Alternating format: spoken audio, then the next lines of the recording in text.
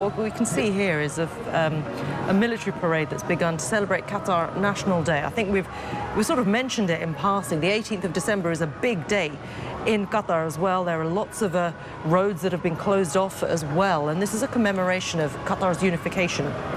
And every year it's celebrated on this date, established several years ago now. But we can see alongside these celebrations, as Qatar is showing the world its culture and hospitality, as it has done this past month. We're seeing the culmination of that as the winners of the FIFA World Cup here in Qatar 2022 are now on that bus.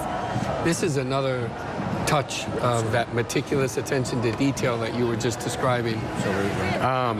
And you know, one thing, there are countries in the world that plan well and organize well, but what I noticed and took away from Qatar is the spirit and, you know, the love that they've given. And the other day I was rushing into a match, I think the Croatia match, and a buggy came by to pick me up, and my ticket popped out of my jacket, and I had gone literally maybe 1,000 yards, 1,000 meters. I came back, and there was my ticket on the ground, and someone had said, "Hey, had you left your ticket? It's right there." You know, and that's, again, that, you know, just the hospitality, the warmth, and thoughtfulness in this tournament is just wonderful. It's absolutely been wonderful, and you know, I know Didier, you lived here for a long time as well. I mean, for you as someone who has made Qatar his home, you know, how proud are you now to see these scenes? Because this is something very different. We've not seen this after a World Cup final either. That the fans get to celebrate with the team. Oh, how do you feel? How proud are you? Me, I'm so proud. It's I mean, there's two examples. You know, when I heard David Dein, former Arsenal president, who maybe seen 13 and 14 World Cup, saying that might be the best World Cup that I've seen. This is the only thing that I want to hear. And the second thing is just the final. It was the best final in all time.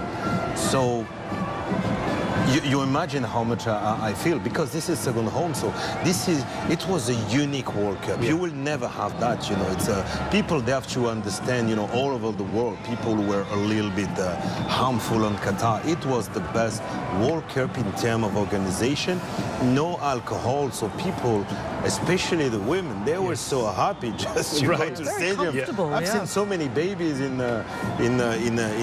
areas in the stadium where normally it's a unique World Cup. You know, I was the guy before. I've seen 27 games. Well, when will you see that again? So the setup level in Canada, North America, and it will be a wonderful World Cup.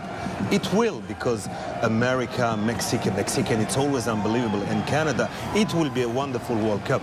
But this one will be a unique World Cup to remember forever. I agree. I think this is incredibly unique and exquisite.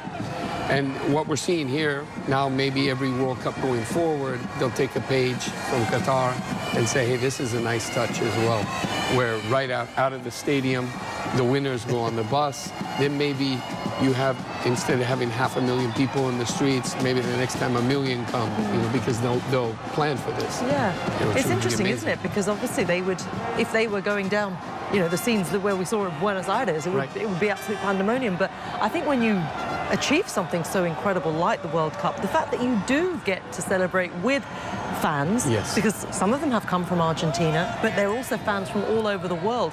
Because would it not be an anticlimax? You leave the stadium, you go back to your hotel, and we're kind of done. Absolutely. This sort of prolongs the celebration, prolongs the party. And these are the fans that lifted them, you know, during this tournament, right?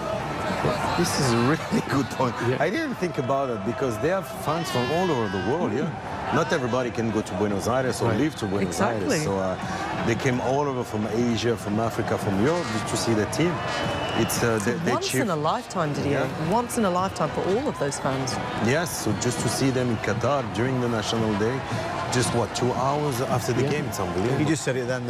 I mean, they deserve as well with putting National Day. The same thing. I thought it was great that Qatar started the competition off. which was a great. And then at the end, then they do National Day. Yeah. Obviously, it's all about the winners, and then you blend the pair of them, and which has been like that. You know, it's been about getting to know other people's religions and traditions, and this is a perfect way to finish it. This is exactly what I said. It's about the detail, the stuff away from the normal. It's been absolutely spot on as well as everything else. I mean, this is wonderful, this here. I mean, this is what it was built for, this, the sail promenade. Who's that with the Spider-Man mask? I can't Spider-Man work out. mask? Obviously, I can't because they're wearing a mask. Simon Jordan, is it? Is he there? Because he made his way into football as well.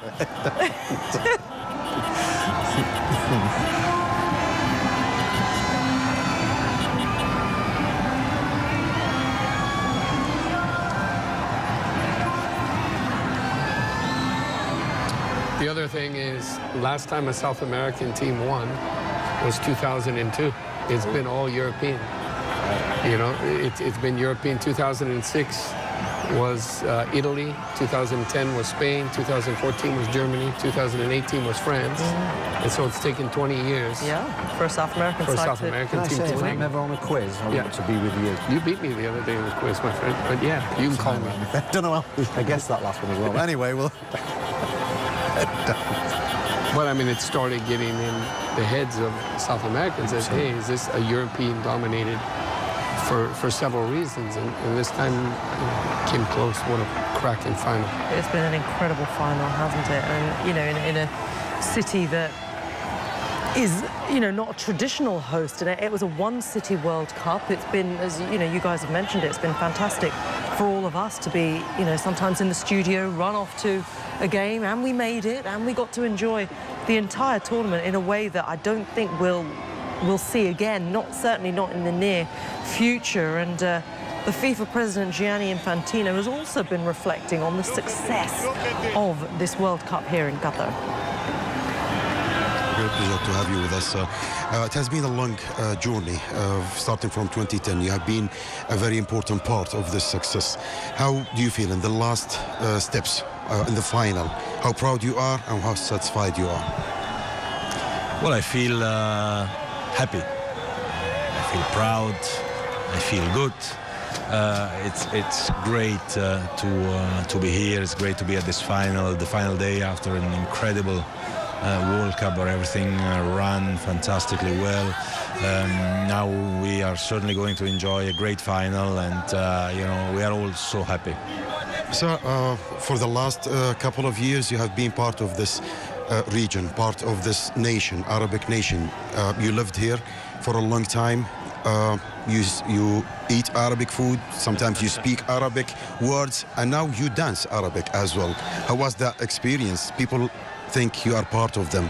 Yes, I am. I feel part of them. Definitely, my heart is here, and it's always great. And I discover even that I have dancing skills that I didn't know about exactly. No, but it's great. These traditions are fantastic. It's what reminds everyone about the history, about the culture, and this is important to define the future as well. So, you know, today's National Day as well in Qatar, so congratulations, Mabarouk to everyone. It's really fantastic. What was the most important, impressive thing for you in this region after all these years you lived here?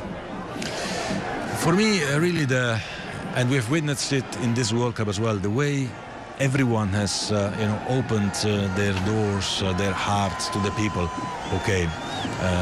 The people who came to enjoy the World Cup, they had great fun. They discovered a new culture. They discovered heritage, history, food, joy, everything that is so fantastic here. So I think this was a great achievement of the Qatari people and everyone in the Gulf. So we're going to miss the World Cup, the people, and you as well. Please come back again, please. Well, for sure, I'm here, and we'll come back and we'll invent many other things to play football and enjoy here at home. Yes, definitely. Shukran very much. Shukran. That was the FIFA president Gianni Infantino speaking there after his big support behind Qatar, of course. And he'll certainly, as we heard there, be very delighted with the way the tournament has panned out. These are lovely images, aren't they, of Lucelle Boulevard there, of fans that have still remained to see the open-top bus. I mean, these players are still exhilarated, aren't they? They're probably still in dreamland. Yes. How long does it take to come down from that? Because they've got club football almost straight away. Excuse me, don't ask me, please. I've only been involved in relegation battles. In relegation? No, but I remember Zizou, you know, Zinedine Zidane saying when he won the World Cup, it was really funny, but he said for 6 months it was my cousin who was playing on the, That's brilliant. pitch. Yeah, so it's not easy just to to land they're over the moon at that moment, you know. Tell you what, Didier, it's going to be quite interesting because they have to, the turnaround's quick for them to start playing again. Exactly. And the massive high, what you've had, it's going to be interesting to see how it is. My guess is that they will all fly to Buenos Aires, the whole team. You know, I'm sure that Julian Alvarez Pep Guardiola is not going to say you need to be back at City. And Messi, they're all going to go back to Buenos Aires. My guess is they're going to take a good 10 days, at least, you know, before they come back. Well, I think their bodies need to recover as well from the...